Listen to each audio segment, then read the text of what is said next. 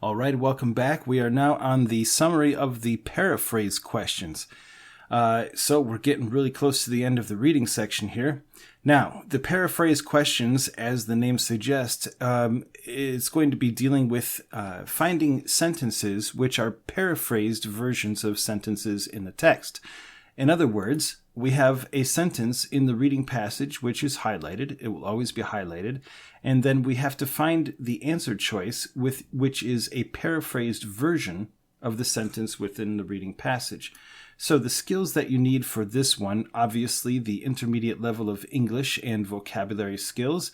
If you are not sure about the vocabulary database that's created by GiveMeSomeEnglish for TOEFL Excellence, you can click that button there. You can also watch a full description of the TOEFL database that we've created that is in the summary for the factual information and detail questions and the vocabulary questions. That way you can improve your vocabulary skills and knowledge in a way that will actually help you for the exam. For this question type, you'll also need to have a good comprehension of synonyms and antonyms and synonymous and antonymous phrases. Now, antonyms you're probably not going to have to deal with too much. It's mostly synonyms and synonymous phrases.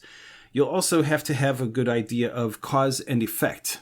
In other words, the reason for the cause and effect is that a lot of times the sentences are dealing with some action or some result of an action, and you have to realize what is the cause and what is the effect of the action and be able to determine that in the answer choices.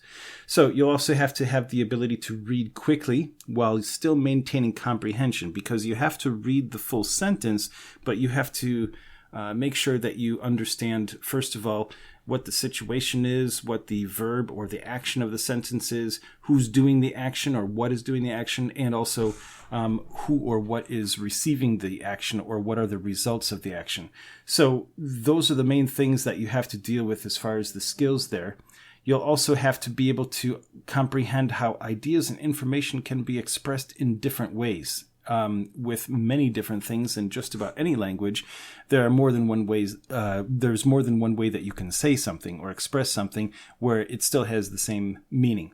Now, there will be between 0 to 1 paraphrase questions, and that is per passage. So what that means is that with some of the reading passages, or at least one of the reading passages, you probably won't have one of these questions.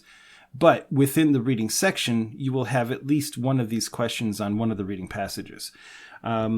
So the actual portion of the text is indicated basically by being highlighted. So luckily you don't have to really even read any of the other information. You can basically skip all of that. And you only need to read the information in the sentence and then find the sentence down here that means the exact same thing. So the question stem usually starts with which sentence below expresses the highlighted information or something very much like that. You don't necessarily need to worry about identifying this question type by how the question stem is formed, because it's the only question type that has the entire sentence highlighted. So you know once you see that it is a paraphrase question. All right, so let's take a quick look at some of the examples. Here we have this first example here. Originally constructed as a Hindu temple dedicated to the god Vishnu, it was gradually transformed into a Buddhist temple towards the end of the 12th century. So in this example, we have a temple being constructed. It was also dedicated to Vishnu, and then eventually it was transformed into a Buddhist temple, and that happened around the 12th century. So you have to go through the sentences down below to find a sentence which has the same information.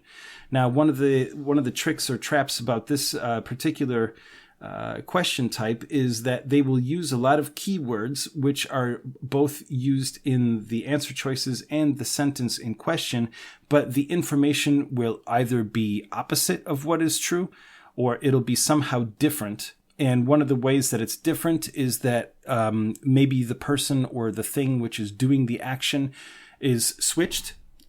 So like the person or thing that receives the action or receives the result of the action is also switched. One of the ways that they actually create the sentence to mean the same thing is just by switching the clauses around.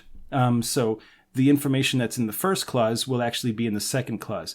But you still have to look at the details of the information to find out if the verb or the action is the same and the end result and the situation in the beginning is also the same.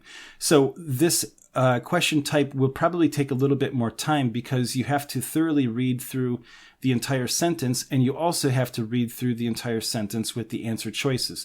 So, like I said, with all of the other questions, if you're taking longer than a minute to deal with the question, you're probably taking too much time that you should skip forward and go back to those questions later. This is an example. This question type is an example of one of the questions that you are the reason why you're saving time with the other ones, because you will probably need a little bit more time with this question type. So that's basically what it looks like. Now, one thing I want to mention about the official video. In the official video, they refer to it as sentence simplification questions, and I completely disagree with that title, only because you're not looking for a simplification of the sentence. In fact, most of the times that you're looking for the answer choice that is correct, it's actually the opposite of a simplification. Sometimes it's even more complex because when it's written in a passage, that's obviously the best way that the writer could think of writing that sentence. So then trying to find another way to write the sentence, in some cases, you have to be more complex just to make sure that the information is correct. So that's why I really think that their title that they use is not a good title, because it's not a simplification. In fact, just about every single example that I've ever seen for the answer choices in a question like this is completely not a simplification. However, it is always a paraphrased version of the sentence. Whether it's simplified or it's more complex, it is still a paraphrase of the original sentence. And that's basically it. So just make sure that you have all the necessary skills to do this. Take your time in reading the sentence in question and making sure that the verb or the action and all of the details in each sentence matches, and then you'll find your correct answer. And that's pretty much all we need to say as far as the summary for this question type. So we will see you in the next lesson.